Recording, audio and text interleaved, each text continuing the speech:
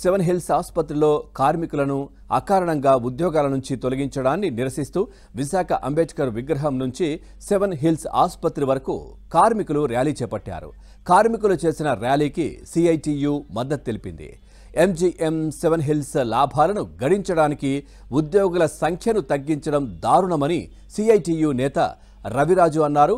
MGM మేనేజ్మెంట్కు labour commissioner 3 నెలల జీతాలను కార్మికులు ఇవ్వాలని ఆదేశించినా తూర్పు ఎమ్మెల్యే వెలగపూడి రామకృష్ణబాబు ఉద్యోగులను విధుల్లోకి తీసుకోవాలని చెప్పినా పట్టించుకోకుండా యాజమాన్యం మొండిగా వ్యవహరిస్తోందని అన్నారు. ఇక ఇప్పటికైనా ఎంజీఎం సెవెన్ హిల్స్ యాజమాన్యం తక్షణమే కార్మికులను ఉద్యోగాల్లోకి తీసుకోవాలని డిమాండ్ చేశారు.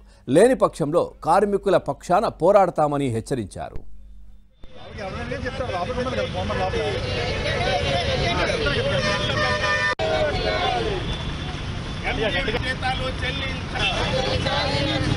లేబర్ కార్మికులపై కక్ష సాధింపు చర్యలు విడనాడాలి.